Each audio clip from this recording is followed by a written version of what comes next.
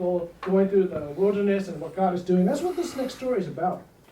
You know, see, I think a lot of times when people think about Christianity, and probably if you go to a non-Christian school, or even if you go to a Christian school, a lot of people think of Christianity as basically a set of beliefs that you have to believe, and then a set of rules that you have to do. And then when we come to a passage today, we're looking at Exodus chapter 20. When we come to this, a very famous passage it talks about it's called the Ten Commandments. That's what people think of Christianity. Christianity is a bunch of commandments, a bunch of rules, a bunch of things that you have to do and not do, right? And it's just like, this is a, you know, I think people today are kind of like, can't we get past this, right? Can't we get past all these like rules and the way things have to be? But it's interesting to realize that maybe the rules of like the Ten Commandments is not just about things to do or not do or commandments, but it's actually telling you the guidelines and the character of a person. You know, me liking crispy foods versus squishy foods, I mean, that's just preference, right? You could have had something different, right? But that's who I am, right? And you can't just come to me and just be like, well, you know what, Pastor Tim, I think you like squishy foods. You know, you can't just, you can't, you know, that's mine. These are my beliefs about the things I like to eat. And in the same way, you know, you couldn't come to me and just say, hey, you know what, Pastor Tim, I like to think of you as just, you know, you're just a cruel person, you know? I just like to think of you as a cruel person. You know? And you just can't do that. Maybe I am a cruel person, but you can't just decide for me what I am, right? And that would be really unjust, and you wouldn't like it if I did that to you, right? So when we come to these commandments, maybe it's a little hard to, can we come to God and say, hey, you know, 10 Commandments, I don't like really. And you know, number 4, you know, 1 to 3, 5 through 9, 10, you know, that's good. Number 4, let's just leave that one off. Come on, God. Or number 7, you know, you can't be serious about that. Or number 10, you know, it's not really a big deal, right? You know, it's the 10 Commandments, and they're really the Bible and how God shows himself is how God shows himself. And it's not actually about us and how we want to think of God. He is telling us what he's like, what his character's like. And it's not just a preference of food. It's not even a preference of people's personalities. I mean, I could say, you know, I like people, you know,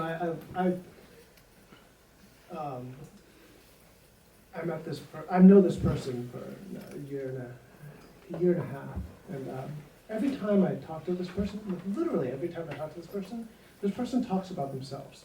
And not only do they talk about themselves, but they talk about how great they are. It's just like, even when they like introduce, I've been doing this with this person, introduced to other people, and they're basically talking about how great they were. And I was like, it just really rubbed me the wrong way. It just kind of, I don't know, maybe I'm just, it could be that I'm just prideful. I don't like the person making themselves feel like they are better than me or something. But for whatever reason, it just rubs me the wrong way. It just does. I feel really. It just makes me feel like I don't like this person because he seems very prideful. He seems very, you know, he seems full of himself. And we're not talking about food preferences. We're not talking about people preferences. We're talking about a God who created this world and made it to be a certain way. Made it to be healthy and happy and good in a certain way. And he's telling you, these are the ways in which life works best. This is the character of who God is. This is how he is, who he's supposed to be, and how he created the world to be. Not preferences, not personality, but character. This is how he's showing himself to be. And so when they come to these people are going through the desert, they come to, God brings them to a mountain and gives them these 10 Commandments. And we're not going to, I thought about spending the next 10 minutes going through them, because we really could go through them all. I think a lot of you guys are familiar with them, and have looked at them before, and you can look at it yourself in Exodus chapter 20. We're not going to go through all of them, but we're going to talk about today is what it means that these are God's characters. What it means that this is who God shows himself to be. Because if this is how God shows himself to be, this is how God created life to be, then that has implication for us. There's implication for how we live our lives. Right? Now, right away, I think, if talking in a church crowd and church group, you can get away with saying stuff like, this is God's character, and this is the way you're supposed to live, right? But just imagine for a moment, we're not in a church crowd. You go down to Sprouts or Target, whatever, and say, okay, this is how God wants you to live, right? These are the tenets of Christianity. This is moral right and wrong, right? The average person at Target or Sprouts is not going to just be like, well, maybe if they go to church, right, they might be, oh yeah, I agree with that. But the average person is not going to. The average person is going to say something like this. That's so exclusive. That's so narrow-minded. That's your opinion. That's what you think is right. But who knows what's right? Who are you to tell us what's right? Can't we just all, you believe what you want to believe, and I'll believe what I want to believe, and we'll just, agree to disagree and live the way we want to. And maybe at your school, or maybe in your family, maybe people you know, that's kind of the attitude, right? It's kind of like, well, you got your church thing, you got your Christian thing, but, we got our own thing here, whether it's another religion or some kind of atheistic or philosophical or whatever kind of view towards life, worldview towards life and reality. Why don't you believe your thing, and I believe my thing? And what's true for you is true for you, but what's true for me is that's true for me. Okay. Now, I want to respond to that. I want to, and a couple of things about this. One, first of all, I thought about not even talking about this at all, because it's heavy. We're going to go into something that's a little kind of more philosophical, and it will require you to think, okay? So, you want to space out right now? You can space out and come back in like 10 minutes. But if you're ready to think, and really think, then you will need to think. This is not something, so that's one. And number two, I'm not giving you something that after you're done hearing this tomorrow, you go to your friend, hey, you know what? This is something that is important that you need to process and then figure out how to communicate it and how to use this information. Okay? Because this is not something, if you go to your friend or go to your teacher, and just come out with this, it's probably not gonna go well. Probably not gonna go well. Okay, so the average person says, okay, you believe what you want to believe. You want to believe that God's character and ways are best because He created us, but I don't believe it. Right? I believe, so let's just take the person. Let's say someone I know. There's someone this person would say. She would say, I think we should just all love each other, just accept each other. We should all, and that's what's right. We should all love each other, accept each other. Okay. So, what she's telling me is that the way you believe reality to be, the way you have a certain way of viewing reality, but it's not necessary that everyone should believe that reality. We should all just choose our own realities. Okay, so you can choose your reality, I'll choose my reality, and you'll choose mine. Everyone chooses their right one. Okay. Now, the inherent problem with this is that by saying that everyone can choose their own reality, that is creating a reality that says everyone can choose their own reality. Does that make sense? No. It does. I'm saying there's a reality. I'm saying there's a way that things are. This is a right and wrong, and this is God's framework, whatever. This is the reality. And then my friend is saying, she's telling me that you can't do that. You can create your own reality, but that's only good for you. And let me create my own reality, and let so-so, our other co-worker, create their reality, and then everyone choose their own reality. But in order to say that, she has actually created another reality which says that within this reality, everyone's allowed to choose their own reality. Oh, no, I didn't. Everyone's allowed to choose their own. But that, by saying that, in itself, that is a whole that's a statement which says reality is such that everyone's allowed to choose their own. What if everyone was not allowed to choose their own? Now, I'll give you an example. So I like fried chicken, right? I also like ice cream. Right? Now, I can eat fried chicken every day, right? I went to this place called Crack Shack. Anyone been to Crack Shack? It's in Encinitas. There's also one downtown. The best fried chicken I had in my life. Best fried chicken I had in my life. And actually, the interesting thing is downtown, down the street from the Crack Shack, there's also an ice cream place called Salt and Straw, which is one of the best ice cream I've had in my whole life. You can go down the hill, one street, you can get fried chicken and ice cream. Now, it's far, right? It's 30 minutes, 40 minutes, I don't know, traffic, but let's say I go down there every day. Every single day. I go down to eat fried chicken and ice cream. Every single day. Now, even if I exercise a lot, my body will change, right? I would probably physically look different, and definitely internally in my arteries and my cholesterol or whatever, it's going to be different. Regardless of, unless you, I mean, maybe if I take enough medication, maybe, somehow reverse the effects of eating fried chicken and ice cream every single day. But if I eat a whole fried chicken, they break up the pieces, but you can get a whole fried chicken basically, and I eat a whole pint of ice cream every single day, my body will change over a couple weeks, a month, a year, and I will be twice the man I am now. Right? Now I want to live I want to have a beautiful figure. I want to live a happy life. I want to live a healthy life. I want to live a long life, right? So, on one hand, I want fried chicken and ice cream. On the other hand, I want to live a happy, healthy, long life. The two things are at odds with one another, right? And I can't just be like, well, you know what?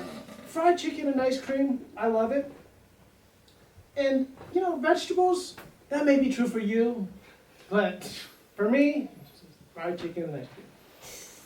It doesn't work like that, right? I can't just arbitrarily say that, right? But that's what we do though, right? That's what a lot of people say is, well, that may be true for you, but not true for me, right? And see, what we do is we say that for certain things, there are absolute truths, there are things that are true for everyone, right? For example, health, and the way your body works, right? That's true for everyone. But for things like religion, things like morality, things for what's right and wrong, no, there's no absolute standard. There's no absolute truth. See, that's what we like, that's what I think a lot of people like to think, is that for things like fried chicken and ice cream, yeah, there's certain rules you gotta obey them. But for things like, should you lie, or should you cheat, or should you steal, should you, commit adultery? Yeah, that may be true for you. But why is that? Why is it that certain things ought to apply to us, to everybody, and certain things ought not to apply to us, to everybody? Who gets to decide what applies to us and what doesn't apply to us? You see, there's someone, I won't mention who, because this is being recorded, but there's somebody I know who denies that fried chicken and ice cream is bad for you. I met someone this past year and a half, which gives you a framework of where that person might live. Since I've been at this church for a year and a half, not necessarily that they're from this church, but okay, I'm not going to say anymore. This person says to me that it's not true. This person is an adult. Okay? They say that's not true. That you can eat basically whatever you want, and that a lot of these things that we hear about what's healthy for you, what's not healthy for you, is just trends and fads and stuff like that, and it's not true. And so there are people that say that, but the majority of people would say no, that you're wrong. Science and and nutrition and stuff like that say that's wrong. But regardless of whether you believe what's right and wrong for what you eat, or what's right and wrong for what you believe as doing right and wrong, if you or your friend or someone you know says, in nutrition, there are certain rules that apply, but in morality and in the big things in life, though there are no right and wrong. They have already said that they are the authority in deciding what matters and what doesn't. Does that make sense? That they are already saying that, yeah, for nutrition you should obey, but for morality, you should not obey. And I think that the underlying question is, how do you know? How does your friend know? How do we know that there's certain, how do we know that in nutrition and science that there are certain rules, but in religion and morality and stuff like that, there are no rules, or it's arbitrary, or how would you know that unless somehow you are in charge? And if you're in charge, like, who made you in charge? Who made you in charge? How would you know the morality and stuff is just relative and you can believe whatever you want? I mean, what gives you the right to tell me that that is the way things are? But then, okay, and the last thing about this before we move on, the last thing about this is, even I mean, I don't see how that, really makes sense. Let's say even if that's the case, right? Even if you were to agree, okay, what's true for you is true for you, what's true for me is true for me, there's different types of morality and stuff like that. Then the question becomes, even if you would agree with that, even as a Christian, if I would agree with it, say, hey, you know what, you have your beliefs and your thing. Then the question is, what are your beliefs founded on? Because in this passage, and through the whole Bible, the Christianity and what's right and wrong is based on God's character. But then the question is, if you believe there are certain things which are right and wrong, there's not the Christian values, how did you determine that? How would you know what's right and wrong, like when you can lie and when you can't lie? If you believe that there's certain situations where you can lie, how would you know that? I mean, for many people,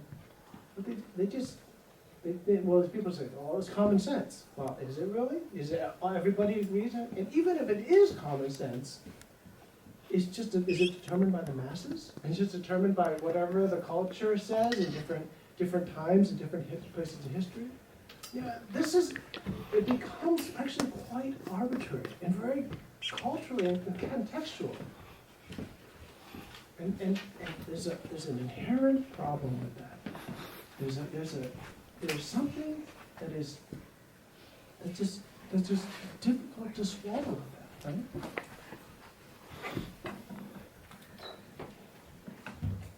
I hope that makes sense. But, I wasn't sure how much I should talk about this, because I know it's kind of, especially for the morning, I just when I think about this Sunday morning, school every day, and everything.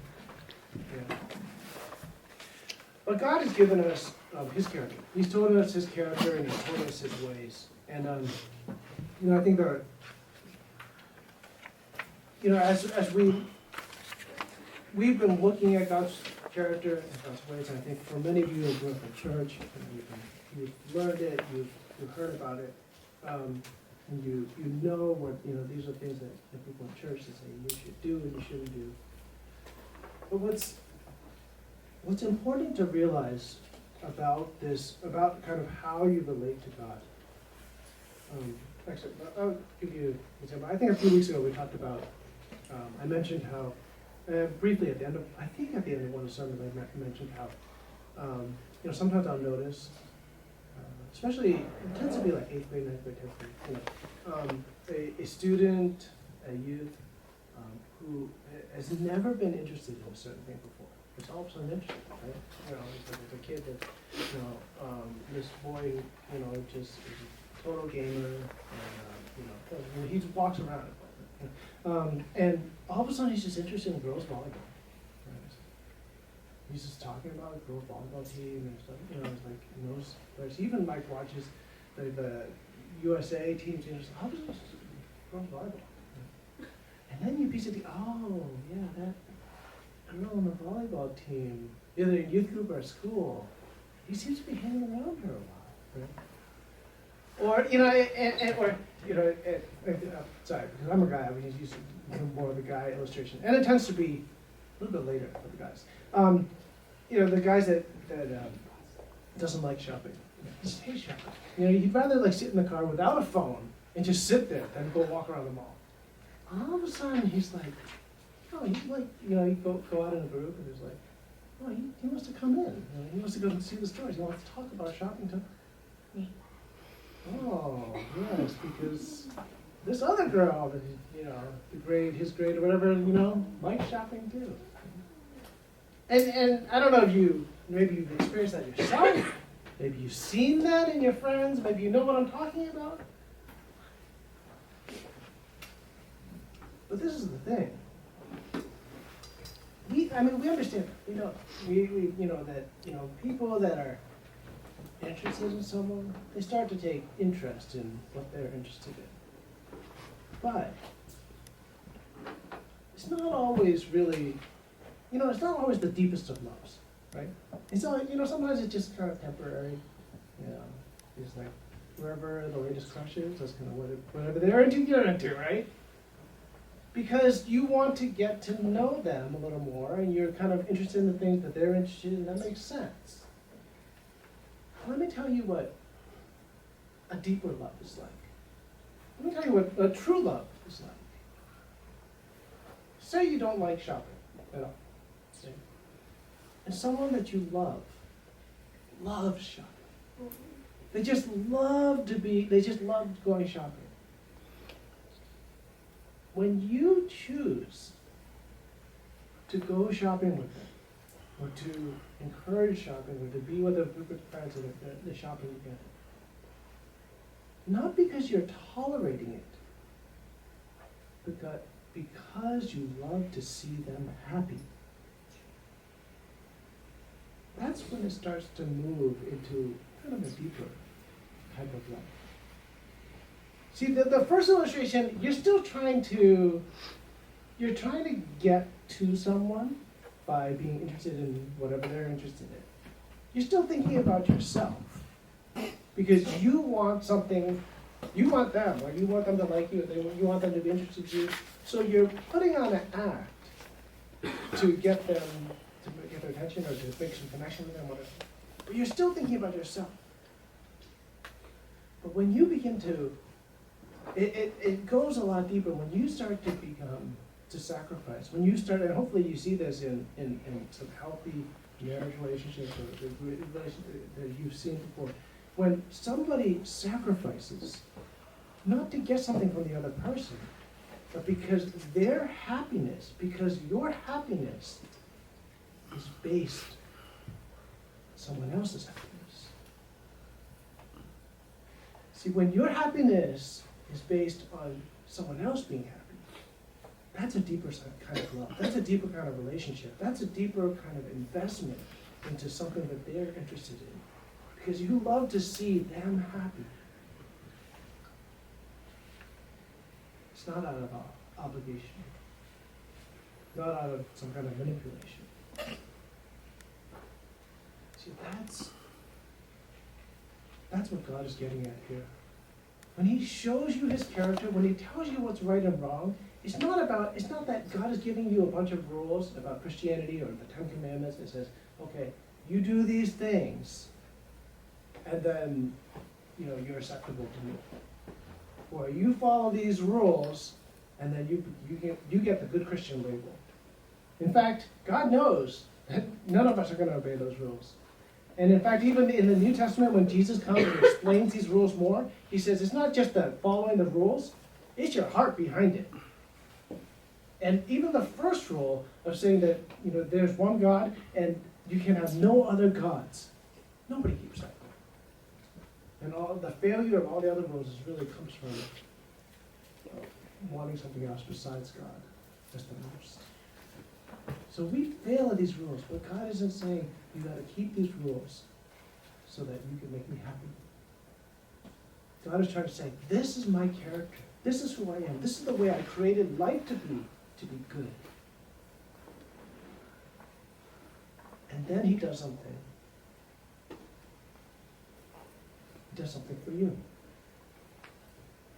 The Bible says again and again, is that what happens, it's not that you go to God first and that you want, or you want to get something from God so you come to him. It's that God comes to you first. God created the world. He keeps the world going. And then when the world was broken and when you chose to go your own way against God, he decided to come himself and fix that relationship. That Jesus Christ would come to live and to die. Because the commands that you didn't keep, the character that you didn't honor, the life you didn't live, Jesus Christ would live it. And the death you deserved, the death that ought to be because of your rebellion, Jesus Christ would die for that. And through that, as you recognize that and as you see them, as that comes into your heart, then you respond to that. And if the reason why you obey God's commands, or the reason why you live for God, or you live a certain moral life is because your parents told you so, or because this is the good Christian thing to do, or this is it's the right thing, that's not what God wants. God wants you to see what Jesus Christ has done for you and say, because you have loved me in this way, I want your happiness. I want you to be happy. I want you to be loved. I want to honor you. And so I'm going to choose willingly, lovingly, an engagement because I want to do these things and to be the kind of person that you call me to be, and the Holy Spirit will come and change and work in my life to be that person. You see the difference? It might not actually look that different on the outside, but the motivation is completely different.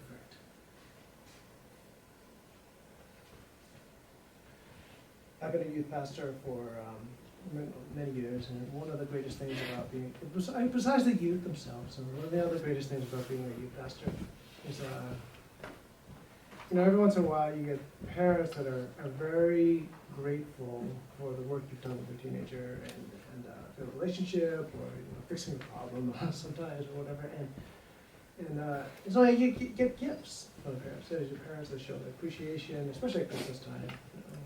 You get gifts. It's very interesting the kind of gifts I get. Some of our gifts, I'm like, oh, thank you. That'll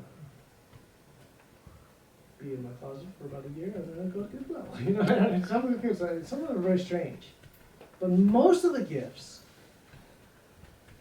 the parents know something that I never told them. They told them something about food. They know. I'm like, how'd you know this is like one of my favorite restaurants? How'd you know this is the kind of the dessert I like to like? It's because the parents wanted to see my delight. The parents were looking to see how they could make me happy because they were thankful. And so they asked their kids to find out what it is that Pastor Tim did. I had never told their parents.